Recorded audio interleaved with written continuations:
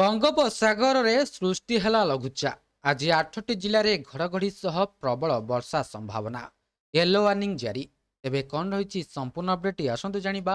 ତା ପୂର୍ବରୁ ଚ୍ୟାନେଲରେ ନୂଆ ଥିଲେ ଚ୍ୟାନେଲଟିକୁ ସବସ୍କ୍ରାଇବ୍ କରି ରଖନ୍ତୁ ଏମିତି ଗୁରୁତ୍ୱପୂର୍ଣ୍ଣ ଅପଡେଟ୍ ସବୁଠୁ ପ୍ରଥମେ ପାଇବା ପାଇଁ।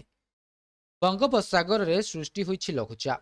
ଝଡ଼ ତୋଫାନ ବଜ୍ରପାତ ନେଇ ଆଜି 8ଟି ଜିଲ୍ଲାକୁ ସତର୍କ କଲା ଭୁବନେଶ୍ୱର ଆଞ୍ଚଳିକ ପାଣିପାଗ ବିଭାଗ କେନ୍ଦ୍ର। ଉପକୂଳ ଓ ସଂଲଗ୍ନ ଜିଲ୍ଲାରେ ହୋଇପାରେ ବର୍ଷା। ଆସନ୍ତାକାଲି ମୟୂରଭଞ୍ଜ, ଯାଜପୁର ଓ କଟକରେ ବର୍ଷା ହୋଇପାରେ। ଏନେଇ 8ଟି ଜିଲ୍ଲା ଓ 24 ତାରିଖ 3ଟି ଜିଲ୍ଲା ପାଇଁ ୟେଲୋ ୱାର୍ଣ୍ଣିଂ ଜାରି କରିଛି ଆଞ୍ଚଳିକ ପାଣିପାଗ କେନ୍ଦ୍ର। ଆଞ୍ଚଳିକ ପାଣିପାଗ ବିଜ୍ଞାନ କେନ୍ଦ୍ରର ସୂଚନା ମୁତାବକ ବିଷୁବ ଭାରତ ମହାସାଗର ଓ ସଂଲଗ୍ନ ଦକ୍ଷିଣ ପୂର୍ବ ବଙ୍ଗୋପସାଗର ଉପରେ ଉପର ବାୟୁ ଘୂର୍ଣ୍ଣିବଳୟ ଲଘୁଚାପ କ୍ଷେତ୍ରରେ ପରିଣତ ହୋଇଛି। ଏହାର ପ୍ରଭାବରେ ଏକ ଲଘୁଚାପ କ୍ଷେତ୍ର ସୃଷ୍ଟି ହେବାର ସମ୍ଭାବନା ରହିଛି।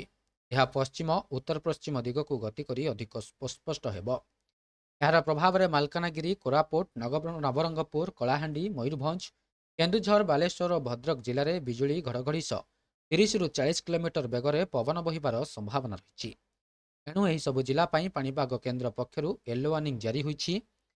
ସେପଟେ 25 ତାରିଖ ଅର୍ଥାତ୍ ଆସନ୍ତାକାଲି ମୟୂରଭଞ୍ଜ, ଯାଜପୁର ଓ କଟକ ଜିଲ୍ଲାରେ ବିଜୁଳି ଘଡ଼ଘଡ଼ି ସହ 30ରୁ 40 କିଲୋମିଟର ବେଗରେ ପବନ ବହିପାରେ।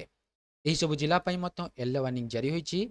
ଏହାପରେ ରାଜ୍ୟରେ ପାଗ ଶୁଖିଲା ରହିବ ଏବଂ ରାଜ୍ୟରେ ସର୍ବନିମ୍ନ ତାପମାତ୍ରାରେ 2ରୁ 3 ଡିଗ୍ରୀ ପର୍ଯ୍ୟନ୍ତ ବୃଦ୍ଧି ଦେଖାଯିବ। ତେବେ ଦକ୍ଷିଣ ପଶ୍ଚିମ ବଙ୍ଗୋପସାଗରରେ ସୃଷ୍ଟି ହୋଇଥିବା ଲଘୁଚାପ ସମୁଦ୍ର ପତନଠାରୁ 5.8 କିଲୋମିଟର ପର୍ଯ୍ୟନ୍ତ ଘୂର୍ଣ୍ଣିବଳୟ ସୃଷ୍ଟି କରିବ ବୋଲି କୁହାଯାଇଛି। ତେବେ ଏହା ଥିଲା ସମ୍ପୂର୍ଣ୍ଣ ଅପଡେଟ୍। ଭିଡ଼ିଓଟି ଭଲ ଲାଗିଥିଲେ ଭିଡ଼ିଓଟିକୁ ଲାଇକ୍ କରନ୍ତୁ, ସେୟାର କରନ୍ତୁ ଏବଂ ଚ୍ୟାନେଲଟିକୁ ସବସ୍କ୍ରାଇବ୍ କରିବା ପାଇଁ ଭୁଲନ୍ତୁ ନାହିଁ।